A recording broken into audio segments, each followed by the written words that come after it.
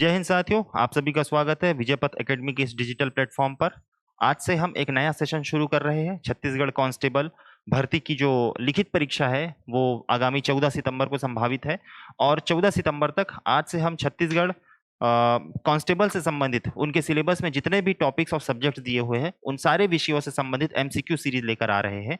यदि आपके लिए ये उपयोगी होता है तो बिल्कुल वीडियो को देखिएगा, लाइक कीजिएगा, शेयर कीजिएगा और सब्सक्राइब कीजिएगा चैनल को। आज जो हमारा पहला जो टॉपिक रहेगा वो भारत का इतिहास रहेगा, इंडियन हिस्ट्री, और छत्तीसगढ़ कांस्टेबल को टारगेट करके ही ये लाया गया है। इसी के साथ धीरे से आपका अगला जो वीडियो होगा वो संविधान से संबंधित होगा, इकोनॉमिक्स से संबंधित सारे जीएस के सब्जेक्ट, और माधव सर के द्वारा जो है मैथ्स का सीरीज तो चलाया ही जा रहा है, साथ में जीएस का भी सब्जेक्ट हम यहाँ पर आप लोग के लिए लेकर आए हैं। एक महत्वपूर्ण सूचना आप लोगों के लिए कि हमारे विजय पथ एकेडमी के द्वारा छत्तीसगढ़ पुलिस आरक्षक के लिए टेस्ट सीरीज लॉन्च किया गया है। यह टेस्ट सीरीज जो है 11 अगस्त से शुरू होगा, जिसमें टॉपिक वार विवरण दिया गया है, जो कब तक चलेगा, 6 सितंबर तक चलेगा। टोटल 10 टेस्ट है। 10 टेस्ट ऑफलाइन अगर आप लेते हैं तो केवल 100 रुपए, और ऑनलाइन जो कि हमारे ऐप से मिलेगा आपको 50 रुपए में परचेस कर सकते हैं। बहुत ही अच्छी क्वालिटी का टेस्ट सीरीज है और सबसे सस्ते में हम उपलब्ध करा रहे हैं। टेस्ट की जो टाइमिंग होगी 12 बजे से लेकर 1:30 बजे तक रहेगी। जो मेगा टेस्ट होगा वो 12 बजे से लेकर 2 बजे तक इसका टाइमिंग रहेगा। तो जल्दी से जल्दी रजिस्ट्रेशन कराएं। नीचे दिए गए नंबर पर आप क्या कर लीजिएगा, कॉल कर लीजिएगा, या आप चाहे तो हमारे कोचिंग में आकर पता कर सकते हैं। हमारा जो एड्रेस है 3A complex, 3rd floor, front of Shri book depot mall, Gandhi Chowk, Bilaspur. यहाँ पर हमारा कैंपस है। कैंपस में आकर आप रजिस्ट्रेशन करा सकते हैं। तो ध्यान रखिएगा 11 अगस्त से हमारा पहला टेस्ट जो है कांस्टेबल के लिए प्रारंभ हो जाएगा। चलिए सवाल लेते हैं। सबसे पहला सवाल है भारत के इतिहास से संबंधित। फर्स्ट क्वेश्चन कहता है कि दक्षिण भारत कुल्हाड़ी संस्कृति सबसे पहले किस स्थान पर प्राप्त हुआ था? बहुत फेमस क्वेश्चन है ये। मद्रास में प्राप्त हुआ था, मैसूर में प्राप्त हुआ था, रामेश्वरम में, या उपरोक्त में से कोई नहीं? इसका जो सही आंसर हो जाएगा उपर्युक्त में से कोई नहीं होगा। बहुत सारे सवाल जो है, बहुत सारे बच्चे जो है मद्रास लगा सकते हैं, तो नियम से देखा जाए तो मद्रास सही भी हो जाएगा, लेकिन ये व्यापम ही पूछा हुआ है और इसका जो सही आंसर हो जाएगा वो होगा पल्लवरम। तमिलनाडु में पाया जाता है एक जगह पल्लवरम, जहां से सर्वप्रथम कुल्हाड़ी संस्कृति की क्या हुई है, प्राप्ति हुई है। तो इस हिसाब से इसका आंसर हो जाएगा डी। नेक्स्ट क्वेश्चन है, अगला सवाल है आपका, आहड़ सभ्यता के बारे में निम्न कथनों पर विचार कीजिए। देखिए यहां से सवाल थोड़ा सा आपको हाई लेवल का लग सकता है, लेकिन अगर आप एक रीड मार लेंगे तो आपके लिए कोई नुकसान है नहीं। आहड़ सभ्यता, सबसे पहले बता दूं मैं कि ये ताम्र पाषाण कालीन सभ्यता है, ताम्र पाषाणकालीन सभ्यता, और ये कहां पर देखने को मिलती है? राजस्थान। तो वन लाइनर में क्वेश्चन अगर बन जाए आहड़ सभ्यता का संबंध किस राज्य से है, तो आप क्या बताओगे? राजस्थान से संबंधित है। इसमें पूछा गया है कि आहड़वासी तांबा गलाना जानते थे। दूसरा, ये लोग चावल से परिचित नहीं थे। तीसरा, धातु का काम आहड़वासियों का अर्थव्यवस्था का एक साधन था। और चौथा, यहां से काले लाल रंग के मृदभांड मिले हैं जिन पर सामान्यतः सफेद रंग से ज्यामिति आकृतियां उकेरी गई है। इसमें से कौन सा कथन सही, हाँ मतलब कौन सा कथन सही है आपको ये बताना है। पहला जो है आहड़वासी तांबा गलाना जानते थे, ये बिल्कुल सही है। दूसरा, ये लोग चावल से परिचित नहीं थे, ये गलत है। ये लोग चावल, गेहूं और जौ, इनको क्या करते थे? उत्पादन करते थे, इन फसलों का। तो दूसरा कथन गलत है, पहला सही हो गया, दूसरा गलत। तीसरा, धातु का काम आहड़वासी, अब ताम्र पाषाणकालीन सभ्यता है तो धातु का काम ये करते थे भाई। और यहां से काले लाल रंग के मृदभांड मिले हैं जिन पर सामान्यतः सफेद रंग की ज्यामिति आकृतियां उकेरी गई है, ये भी सही है। तो 1, 3 और 4 इसका क्या हो जाएगा? सही आंसर हो जाएगा। ये आपका सही आंसर हो जाएगा, 1, 3 और 4। चलिए अगले क्वेश्चन पर चलते हैं। अगला सवाल है, भारतीय इतिहास के स्रोत है पुरातात्विक, साहित्य, लोक संस्कृति, उपरोक्त सभी। उपरोक्त सभी इसका हो जाएगा सही आंसर। एकदम बेसिक क्वेश्चन है। पुरातात्विक साक्ष्य जो भी प्राप्त होते हैं उससे हमें भारतीय इतिहास को जानने में जानकारी प्राप्त होती है। साहित्यिक स्रोत से भी हमें इतिहास की जानकारी होती है, और जो लोक संस्कृति उस टाइम पे प्रचलित थी उस लोक संस्कृति से भी हमें इतिहास की क्या होती है? जानकारी प्राप्त होती है। नेक्स्ट अगला सवाल है, भीमबेटका किसके लिए प्रसिद्ध है? बहुत फेमस क्वेश्चन है। भीमबेटका बहुत फेमस जगह है। भीमबेटका, भीमबेटका कहाँ है? तो ये मध्य प्रदेश राज्य में है। यह मध्य पाषाणकालीन स्थल है। कैसा स्थल है? मध्य पाषाणकालीन स्थल। भारत की सबसे प्राचीनतम गुफाओं में से एक है। यूनेस्को के वर्ल्ड हेरिटेज साइट में इसे क्या दिया गया है? जगह दिया गया है। और यहाँ से प्राचीनतम शैल चित्रों की क्या होती है? प्राप्ति होती है। तो ये किस लिए प्रसिद्ध है? गुफाओं के शैल चित्र के लिए प्रसिद्ध है। ध्यान रखेंगे। अगले सवाल पर चलते हैं भाई। सुमेलित करना है। अगला सवाल, हड़प्पा कालीन जगह है या सिंधु घाटी सभ्यता से संबंधित स्थल और नदियां दी हुई है। तो कौन सी नदी कौन से स्थल के किनारे है? तो हड़प्पा अगर आप देखोगे तो हड़प्पा आपके सिंधु नदी, सॉरी, हड़प्पा आपके रावी नदी के तट पर है। मोहनजोदड़ो जो है वो सिंधु नदी के तट पर है। कालीबंगन घग्गर नदी के तट पर है। और लोथल जो है वो खंभात की खाड़ी में है। तो अगर इसका आंसर हम देखें तो क्या हो जाएगा भाई? 2 4, कहीं पे दिख रहा है 2 4, यहाँ पे दिख रहा है 2 4 1 3, ये हमारा हो जाएगा आंसर। क्लियर है? हड़प्पा रावी नदी के तट पर, मोहनजोदड़ो सिंधु नदी के तट पर, कालीबंगन घग्गर नदी के तट पर और लोथल जो है वो खंभात की खाड़ी यानी कि गुजरात में स्थित है। अगले सवाल पर चलते हैं। अगला सवाल है, निम्नांकित में से कौन सिंधु घाटी सभ्यता के नगर निर्माण योजना के संदर्भ में सही है? सिंधु घाटी सभ्यता एक नगरीय सभ्यता थी और अपने नगर निर्माण योजना के लिए सर्व प्रचलित और सर्व प्रसिद्ध सभ्यताओं में से एक थी। इसमें ग्रिड प्रणाली को अपनाया। जो सिंधु घाटी सभ्यता थी ना, ग्रिड ग्रिड प्रणाली क्या होती है भाई? ये सड़कें हैं, सड़कें एक दूसरे को समकोण पर क्या करती थी? काटती थी। इसे ही ग्रिड प्रणाली कहते हैं। तो पहला कथन तो सही है। दूसरा, अच्छी जल निकासी प्रणाली थी। बिल्कुल, हर सड़कों के किनारे और हर मकान के बाहर में जल निकासी व्यवस्था और जल प्रबंधन प्रणाली यहाँ पर क्या थी? प्रचलित थी। नालियों का उचित प्रबंधन होते थे और पक्की ईंटों से बनी नालियां होती थी, ये भी सही है। तीसरा, भवन निर्माण सामग्री के रूप में अच्छी गुणवत्ता वाले ईंटों का प्रयोग किया जाता था। बिल्कुल, पक्की हुई ईंटों का प्रयोग किया जाता था। कुछ जगहों पर कच्ची ईंटों के भी प्रमाण मिले हैं। तीनों के तीनों कथन इसका क्या हो जाएगा? सही हो जाएगा। कुछ इंपॉर्टेंट फैक्ट्स इस प्रश्न से संबंधित याद रखिएगा कि जो ईंटें होती थी उनका आकार होता था 4:1। वहीं साथ में याद रखिएगा उन्नत किस्म की जल निकासी व्यवस्था, उन्नत जल निकासी व्यवस्था या उन्नत जल प्रबंधन व्यवस्था अगर पूछे तो 2 शहरों का नाम याद रखिएगा, 2 नगरों का नाम याद रखिएगा।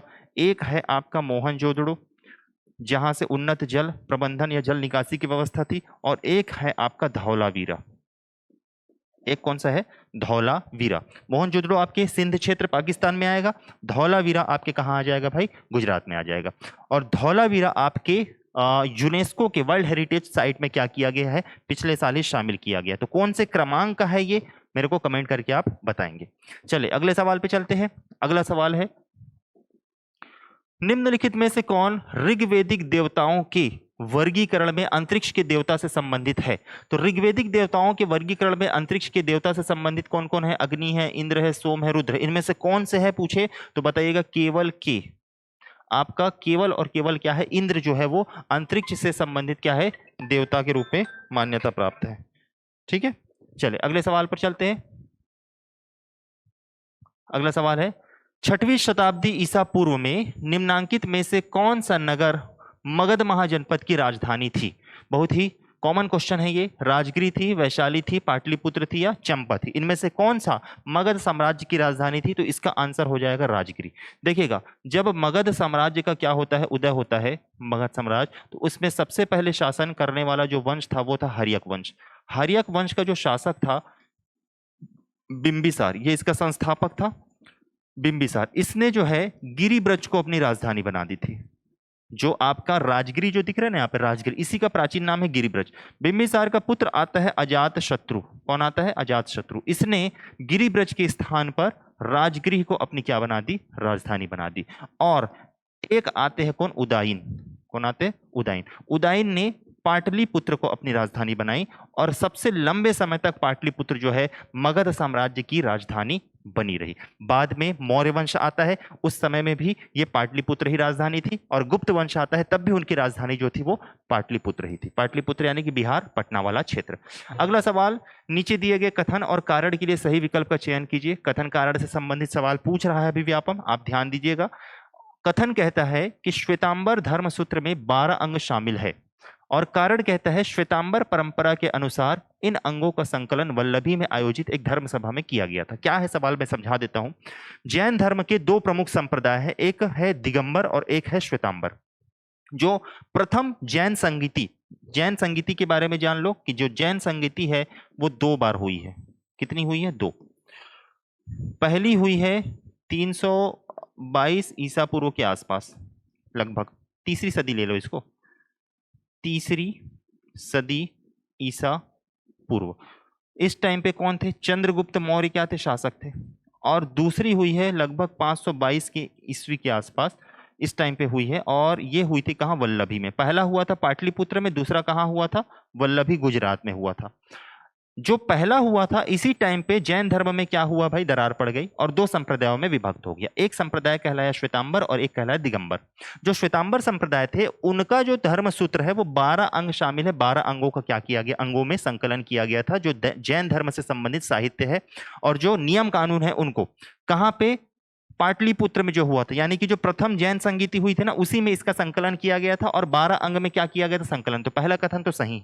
दूसरा कथन है श्वेतांबर परंपरा के अनुसार इन अंगों का संकलन वल्लभी में आयोजित एक धर्म सभा में किया गया। तो यहाँ पे मैंने बताया कहाँ हुआ था? प्रथम संगीति में हुआ था, और वल्लभी में तो दूसरा संगीति हुआ है, तो इसलिए ये क्या हो जाएगा? गलत हो जाएगा। तो ए सत्य है तथा आर क्या है? असत्य है। इसको याद रखिएगा। 2 संप्रदाय है, दिगंबर और आपके श्वेतांबर। श्वेतांबर श्वेत वस्त्र धारण करते हैं और दिगंबर संप्रदाय जो है कोई भी वस्त्र धारण नहीं करते। एक जानकारी और ले लीजिएगा, जो दिगंबर है, दिगंबर संप्रदाय, इसके प्रणेता कौन थे? भद्रबाहु। इसके प्रणेता कौन थे? भद्रबाहु। और जो श्वेतांबर है, श्वेतांबर इसके प्रणेता कौन थे? स्थूलभद्र। स्थूलभद्र याद रखिएगा, एस से श्वेतांबर और एस से स्थूलभद्र, ये इसके क्या थे? प्रणेता थे। अगले सवाल पे चलते हैं। अगला सवाल है, गौतम बुद्ध के निर्वाण के पश्चात निम्नलिखित स्थानों में बौद्ध संगीतियां आयोजित की गई थी। बौद्ध संगीतियां 4 हुई है। कहां कहां आयोजित हुई है, कब कब हुई है, इस पर चर्चा करेंगे। पहले इसका आंसर जान लेते हैं। क्या कह रहा है? गौतम बुद्ध के निर्वाण के पश्चात निम्नलिखित स्थानों में बौद्ध संगीतियां आयोजित की गई थी। जिस समय गौतम बुद्ध को निर्वाण प्राप्त हुआ 483 ईसा पूर्व में, यानी गौतम बुद्ध की जब मृत्यु हुई तो उसी टाइम पे ही सबसे पहला बौद्ध संगीत आयोजित हुआ था। टोटल 4 हुए हैं, जिनमें से बोध गया में नहीं हुआ है, बाकी सभी जगह पर हुए हैं। तो के, एल और एन आपका सही आंसर हो जाएगा। ऑप्शन क्या है? सी। अब ये चारों के बारे में देख लो कहां कहां हुआ है। सबसे पहला होता है कहां? राजगृह में। सबसे पहला कहां हुआ है? राजगृह। दूसरे नंबर पे जो हुआ है वो कहां हुआ है? वैशाली। तीसरे नंबर पे जो हुआ है वो कहां हुआ है? पाटलिपुत्र। और चौथे नंबर पे हुआ है वो कहां हुआ है? कुंडलवन, कश्मीर। कुंडलवन, कश्मीर। राजगृह में जो हुआ है वो किसके शासन काल में हुआ है पूछे तो बताइएगा? अजात शत्रु। किसके शासन काल में? अजात शत्रु के शासन काल में। वैशाली में जो हुआ है वो हुआ है उदयन के शासन काल में। पाटलिपुत्र में जो हुआ है वो अशोक, सम्राट अशोक के शासनकाल में हुआ है। और कुंडलवन में जब हुआ है तो उस टाइम पे हमारे भारत के जो शासक थे वो थे कनिष्क। कनिष्क के शासनकाल में हुआ है। अब अध्यक्षता किसने किसने की है इन क्षेत्रों में आपको याद रखना है। तो राजगृह में जो हुआ है उसकी अध्यक्षता महाकश्यप ने की है। किसने की है? महाकश्यप या महाकश्यप, इन्होंने इसकी क्या की है? अध्यक्षता। वैशाली में जो हुआ है उसकी अध्यक्षता की है किसने? साबाकामी ने। किसने किया? साबाकामी या सब्बाकामी। पाटलिपुत्र में जो हुआ है अशोक के शासनकाल में, उसकी अध्यक्षता की है किसने? मोगलीपुत्र तिस ने। मोगलीपुत्र तिस। और जो चौथा है कुंडलवन कश्मीर वाला, कनिष्क के शासनकाल में हुआ है, इसकी अध्यक्षता की है किसने? वसुमित्र ने। अध्यक्ष कौन थे? वसुमित्र। और उपाध्यक्ष कौन थे? अश्वघोष। अश्वघोष क्या थे? उपाध्यक्ष। इसी में ही चौथे संगीति में ही, चौथे बौद्ध संगीति में ही बौद्ध धर्म का विभाजन होता है किसमें? हीनयान और महायान। एक और जानकारी, जो प्रथम आपका संगीति था इसमें गौतम बुद्ध के ज्ञान और शिक्षा और भिक्षुकों के लिए जो आचरण होना चाहिए उसका संकलन किया गया, जिसे कहा जाता है सुत्त पिटक और विनय पिटक। इन पिटकों का यहाँ पर क्या किया गया? संकलन। और जो तीसरा हुआ है पाटलिपुत्र वाला में, यहाँ पर अभिधम्म पिटक जो है ग्रंथ है उसका क्या किया गया? संकलन किया गया। तो इतनी सारी जानकारी है, ध्यान रख लेंगे भाई, आपकी रिवीजन के लिए अच्छा है ये। चलिए आगे चलते हैं। अगला सवाल है, दिल्ली सल्तनत के पहले शासक कौन थे? दिल्ली सल्तनत के पहले शासक अफगान थे, कुषाण थे, हिंदू थे, तुर्क थे। इसका सही आंसर हो जाएगा तुर्क थे। दिल्ली सल्तनत का पहला जो वंश है वो कौन सा वंश है? गुलाम वंश है। गुलाम वंश का संस्थापक कौन है? तो कुतुबुद्दीन ऐबक, जो कि क्या था? एक तुर्की था। क्लियर? अगले सवाल पे चलते हैं। अगला सवाल है, अमीर खुसरो एक खालिस्तान से। अब ये थोड़ा सा विवादित क्वेश्चन है, मैंने जानबूझ के डाल दिया है। अमीर खुसरो क्या थे? एक खालिस्तान थे, कवि थे, इतिहासकार थे, संगीतज्ञ थे, उपरोक्त में से सभी थे। इसका जो एक्चुअल आंसर आना चाहिए वो तो उपरोक्त सभी आना चाहिए, ये आना चाहिए, क्योंकि वो कवि भी थे, इतिहासकार भी थे, संगीतज्ञ भी थे, सभी थे। लेकिन सीजीपीएससी ने 2011 में सवाल पूछा है और उसमें इसको माना है क्या, इतिहासकार, पीएससी के हिसाब से दिया गया आंसर। तो देख लीजिएगा, जिस तरीके से क्वेश्चन आते हैं उस तरीके से आप सॉल्व कीजिएगा। क्वेश्चन को लाने का मकसद ये था, अमीर खुसरो को क्या कहा जाता है, भारत का तोता। क्या कहा जाता है, भारत का तोता। मेरे को बस अमीर खुसरो के बारे में जानकारी देनी थी। तूतुए हिंद कहा जाता है किसको, अमीर खुसरो को। और इन्होंने 8 सुल्तानों का क्या देखा है, शासनकाल देखा है। सबसे पहले ये आपके अलाउद्दीन खिलजी के दरबार में थे। किसके दरबारी थे, अलाउद्दीन खिलजी की ये क्या थे, दरबारी थे। कौन, अमीर खुसरो। अमीर खुसरो ने सितार और तबला जैसे वाद्य यंत्र का क्या किया है, निर्माण किया है, या उसके जनक माने जाते हैं। किसके, सितार और तबला जैसे वाद्य यंत्र के जनक। भारत में खड़ी बोली का प्रयोग करने वाले सबसे पहले कवि माने जाते हैं कौन, अमीर खुसरो। फारसी और उर्दू के प्रथम कवि माने जाते हैं भारत में, अमीर खुसरो। और याद रखिएगा, इनकी जो प्रमुख रचनाएं हैं, अमीर खुसरो की रचनाएं, वो क्या है भाई, इनकी जो रचना है प्रमुख, देवल रानी खिज्र खां, देवल रानी खिज्र खां, नूहे सिपहर, और एक काफी फेमस इनकी रचना है खजाइनुल फुतूह। ये सबसे फेमस रचना है खजाइनुल फुतूह। इन रचनाओं को याद रखेंगे जो कि अमीर खुसरो से संबंधित है। अमीर खुसरो किसके शिष्य थे पूछे तो बताइएगा, दिल्ली में जिनकी दरगाह है हजरत निजामुद्दीन औलिया, इनके शिष्य थे कौन, अमीर खुसरो। चले अगले सवाल पे चलते हैं। अगला सवाल है, निम्नलिखित में से किसने देवराय द्वितीय के शासनकाल में विजयनगर साम्राज्य की यात्रा की थी। अब यहां से एक सवाल बार बार पूछा जाता है, विजयनगर साम्राज्य में बहुत सारे विदेशी यात्रियों का आगमन हुआ था, तो अलग अलग शासकों के समय में इन यात्रियों का आगमन यहाँ पर हुआ था। तो किसने किसके समय में यात्रा की थी, इसके बारे में जानना है। जैसे कि यहाँ पर अगर पूछा है देवराय द्वितीय के समय में पूछा है, तो आपको याद रखना है अब्दुल रज़ाक, इसी को फरिश्ता भी कहते हैं। इसी का एक अन्य नाम साहित्य में क्या मिलता है, फरिश्ता। और ये कहाँ से आया था, फारस यानी कि ईरान से आया हुआ था।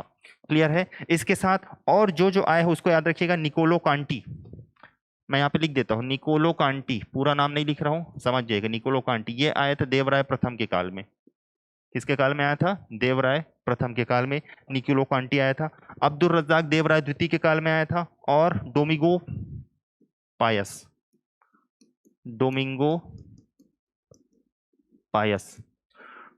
पायस जो है वो कृष्णदेव राय के टाइम पे आया था। किसके टाइम पे, कृष्णदेव राय, ठीक है। और एक है आपका नुनीज, कौन है, नुनीज आया था अच्युत देव राय के समय में, अच्युत देव राय। यहां पर एक चीज मैं और ऐड कर दूंगा, ये देवराय द्वितीय। तो सबसे पहले आप शासक याद रखना, देवराय प्रथम, निकोलो ने देवराय प्रथम को देखा। किसने, निकोलो ने किसको देखा, देवराय प्रथम। देवराय द्वितीय को अब्दुल रज़ाक यानी कि फरिश्ता ने देखा। कृष्ण देव राय को डोमिंगो पायस ने देखा और अच्युत देव राय को नुनीज ने देखा। यहां से आप याद कर लीजिएगा कि कौन किसके समय में आए हैं। अगला सवाल है, जिस सूफी संत की मान्यता थी कि भक्ति संगीत ईश्वर के निकट पहुंचने का एक साधन है, वह है, तो वह कौन है भाई, आपके मोइनुद्दीन चिश्ती। यहां पर पूरा नाम नहीं लिखा है, गलत हो गया, ध्यान रखिएगा, मोइनुद्दीन चिश्ती। ये आपके इनकी दरगाह कहाँ है, अजमेर में है। अजमेर में पूरे भारत के फेमस दरगाह है मोइनुद्दीन चिश्ती। इन्होंने ही कहा था कि जो संगीत है वो ईश्वर के निकट पहुंचने का एक क्या है, साधन है। अगले सवाल पे चलते हैं, खानवा का युद्ध भाई सबको पता है। खानवा का युद्ध किसके किसके बीच हुआ था, बाबर और राणा सांगा, बाबर इब्राहिम लोदी, बाबर और सिकंदर लोदी, बाबर और हयात खां। ये हुआ था बाबर और राणा सांगा के बीच में हुआ था खानवा का युद्ध। वहीं बाबर और इब्राहिम लोदी के बीच में क्या हुआ था, पानीपत का प्रथम युद्ध हुआ था। पानीपत का प्रथम युद्ध 1526 में हुआ था। ठीक है, अगले सवाल पे चलते हैं। अगला सवाल है, निम्नलिखित में से कौन जहांगीर के दरबार में ब्रिटिश शासक जेम्स प्रथम का राजदूत था। जहांगीर के दरबार में जेम्स प्रथम का पत्र लेकर आया था, हेक्टर नामक जहाज से पहुंचा था, व्यक्ति का नाम है हॉकिंस।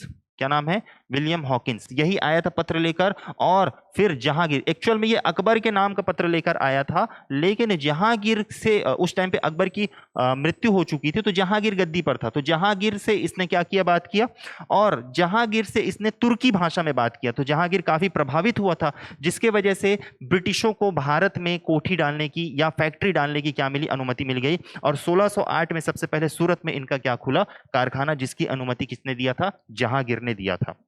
अगले सवाल पे चलते हैं। अगला है, निम्नलिखित में से कौन सा युद्ध भारत में अंग्रेजों के आधिपत्य की स्थापना की दृष्टि से सबसे महत्वपूर्ण समझा जाता है?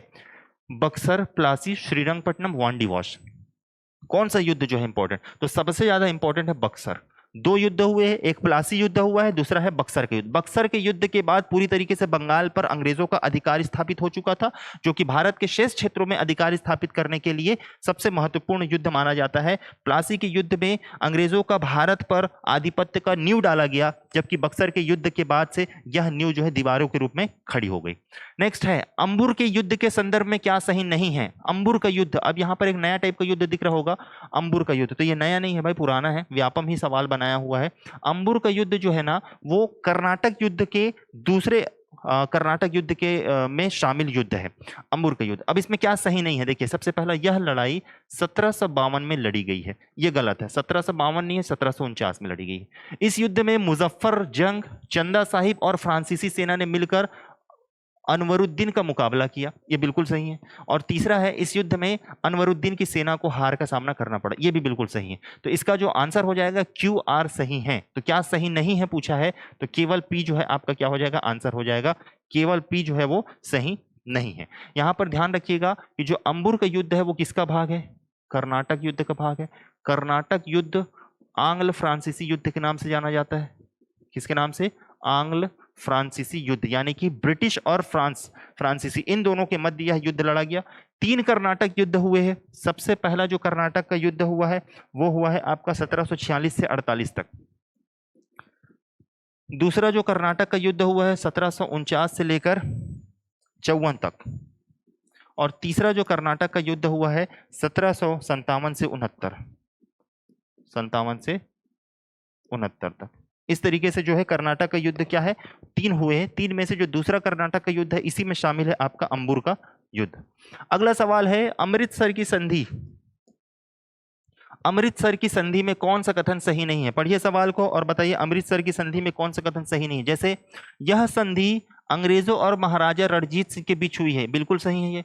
सतलज के उत्तर में 10 परगनों पर अंग्रेजों ने महाराजा रणजीत सिंह का प्रभुत्व स्वीकार किया था, ये भी एकदम सही है। रणजीत सिंह ने सतलज के पूर्व न बढ़ने का वादा किया, ये भी एकदम सही है। और अंग्रेजों ने सतलज के पश्चिम की ओर न बढ़ने का वादा किया, ये गलत है। यही आपका क्या हो जाएगा, आंसर हो जाएगा। ध्यान रखिएगा, इसमें से इस क्वेश्चन को देख के घबराना नहीं है आपको बस याद रखना है कि जो अमृतसर की संधि है ना, किसके इसके बीच हुई, अंग्रेजों और महाराजा रणजीत सिंह के बीच में क्या हुई है, अमृतसर की संधि हुई है। कमेंट करके बताएंगे अमृतसर की संधि कब हुई है। क्लियर? चले अगले सवाल पे चलते हैं। फोर्ट विलियम का प्रथम गवर्नर जनरल कौन था? अब यहां पर आपको दिख रहा होगा विलियम फोर्ट या फोर्ट विलियम, कहां है ये, कलकत्ता। कलकत्ता में जो प्रेसिडेंसी स्थापित की गई थी उसी को क्या कहा गया, फोर्ट विलियम कहा गया। और ये फोर्ट विलियम में सबसे पहला आपका भारत का क्या खुला भाई, सर्वोच्च न्यायालय स्थापित हुआ था। कलकत्ता के फोर्ट विलियम में ही भारत का सर्वोच्च न्यायालय स्थापित किया गया था। कब? 1774 में स्थापित किया गया था। ठीक है। और इस फोर्ट विलियम का प्रथम गवर्नर कौन था, वॉरेन हेस्टिंग्स। भारत में अगर रेगुलेटिंग एक्ट के तहत जो है वॉरेन हेस्टिंग्स को क्या बनाया गया, भारत का गवर्नर जनरल, सॉरी बंगाल का गवर्नर जनरल बनाया गया। तो फोर्ट विलियम यानी कि जो कलकत्ता में है उसका प्रथम गवर्नर जनरल कौन था, पूछे क्या बताओगे, वॉरेन हेस्टिंग्स बताइएगा। अगला सवाल, स्वतंत्र भारत के प्रथम गवर्नर जनरल कौन थे? बहुत ही सरल सवाल है, कौन थे भाई, डॉक्टर राजेंद्र प्रसाद, सी राजगोपालाचारी, डॉक्टर बाबा साहब अंबेडकर या अबुल कलाम आजाद? इसका आंसर है सी राजगोपालाचारी, जो कि स्वतंत्र भारत के प्रथम गवर्नर जनरल माने जाते हैं। अगला सवाल, स्थायी बंदोबस्त किसके साथ किया जाता था? बताइए स्थायी बंदोबस्त के प्रणेता कौन है भाई, कौन होते थे स्थायी बंदोबस्त के प्रणेता? और इसका जो आंसर होगा वो क्या होगा बताइए। जमींदारों के साथ किया जाता था क्या, ग्रामीण समुदायों के साथ, मुकदमों के साथ या किसानों के साथ? इसका उत्तर हो जाएगा जमींदारों के साथ। स्थायी बंदोबस्त जो थी ना उसे ही रैयत इस्तमरारी कहा जाता था, और ये आपके लॉर्ड कॉर्नवालिस ने प्रारंभ किया था। स्थायी बंदोबस्त की शुरुआत किसने किया था भाई? लॉर्ड कॉर्नवालिस ने शुरू किया था। चले अगले सवाल पे चलते हैं। सुमेलित कीजिए, यहाँ पर कुछ प्रमुख दिया हुआ है भाई, जैसे कि महादेव गोविंद रानाडे, इन्होंने Indian national and social conference की क्या की थी? स्थापना की थी, या उसके सदस्य थे, समझ लो। ज्योतिबा फूले ने पूना में कन्या विद्यालय इन्हीं के लिए जाना जाता है, ज्योतिबा फूले जी को तो पूना में कन्या विद्यालय की स्थापना की थी। पंडिता रमाबाई ने आर्य महिला समाज की क्या की थी? स्थापना की थी। और पूना में विधवा आश्रम की स्थापना किसने किया था? D.K. कर्वे ने इन्होंने किया था। इसका आंसर हो जाएगा 2 1 3 4, कहीं पे दिख रहा है 2 1 3 4, यहाँ पे ऑप्शन डी आपका आंसर हो जाएगा 2 1 3 4। ठीक, चले अगले सवाल पर चलते हैं। अगला सवाल है, निम्नलिखित में से किस क्षेत्र में बिरसा मुंडा आदिवासी विद्रोह के नायक थे? बिरसा मुंडा कहाँ के नायक थे? छोटा नागपुर क्षेत्र। सही उत्तर क्या आ जाएगा? छोटा नागपुर क्षेत्र में जो बिरसा मुंडा थे ना, वो आदिवासी विद्रोह के क्या थे? नायक थे। और इस क्षेत्र में कौन सा हुआ था? मुंडा विद्रोह यहाँ पर हुआ था भाई। सुमेलित कीजिए, प्रमुख विद्रोह दिया, जनजाति विद्रोह संबंधित है, जैसे संथाल विद्रोह हुआ है, मतलब इसके नेतृत्वकर्ता कौन है? सिधू एम कान्हू। भील विद्रोह के नेतृत्वकर्ता कौन है? त्रिम्बक जी दंगला। रमोसी विद्रोह के नेतृत्वकर्ता कौन है? चित्तर सिंह। और मुंडा विद्रोह के कौन है भाई? बिरसा मुंडा। ये मुंडा विद्रोह के क्या है? नेतृत्व करता है। तो इसका सही आंसर हो जाएगा 4 1 2 3। कहां पे दिख रहा है? 4 1 2 3, ऑप्शन सी इसका क्या हो गया? सही आंसर हो जाएगा। क्लियर? अगले सवाल पे है, 27वां नंबर का सवाल है, निम्नलिखित में से कौन सी जोड़ी राष्ट्रवादी नेता एवं उनका संगठन सुमेलित नहीं है पूछा है, तो आपको बताना है सुमेलित नहीं है। Bal Gangadhar Tilak Indian National Trade Union Congress, इससे संबंधित है भाई। वल्लभ भाई पटेल गुजरात किसान सभा, इससे संबंधित थे। गोपाल कृष्ण गोखले भारत सेवक संघ, इससे संबंधित, सर्वेंट्स ऑफ सोसाइटी से संबंधित थे, सर्वेंट ऑफ इंडिया, ठीक है। और लाला लाजपत राय हिंदुस्तान समाजवादी पार्टी से संबंधित है। तो इसका आंसर आ जाएगा क्या? Option C. 27 का क्या हो जाएगा? Option C. केवल 30 क्वेश्चन है और 30 क्वेश्चन का सीरीज हम लेके आएंगे आपके लिए। जैसे एग्जाम आपके करीब आएगा उसके बाद क्वेश्चन बढ़ा देंगे, लाइव भी आएंगे, तो जितने ज्यादा हो सके आपकी डिमांड रहेगी उस हिसाब से हम क्या लाएंगे? प्रश्न लेकर आएंगे। भारतीय राष्ट्रीय कांग्रेस में सूरत की फूट हुई थी, कब हुई थी सूरत की फूट? सीधा उत्तर है 1907। सूरत अधिवेशन की अध्यक्षता किसने किया था भाई? कमेंट करके बताएंगे किसने किया था।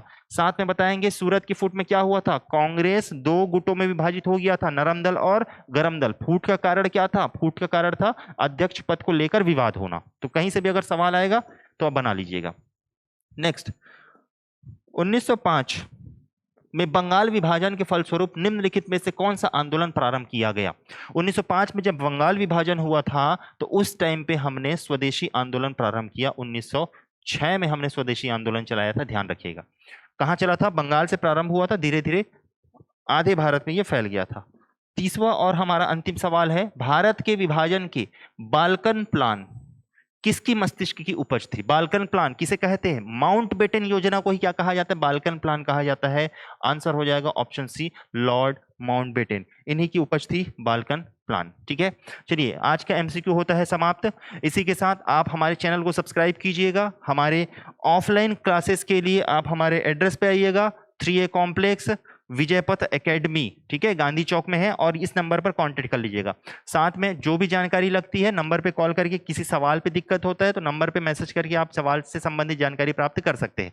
टेस्ट सीरीज ना भूलिएगा, टेस्ट सीरीज 11 अगस्त से प्रारंभ हो रहा है कांस्टेबल के लिए। जितने बच्चे बिलासपुर या आसपास एरिया में होंगे, ऑफलाइन नहीं आ सकते, तो ऑनलाइन टेस्ट सीरीज लीजिए, बहुत ही सस्ते और अच्छे रेट में हमने आपके लिए टेस्ट सीरीज लेकर आया है। धन्यवाद।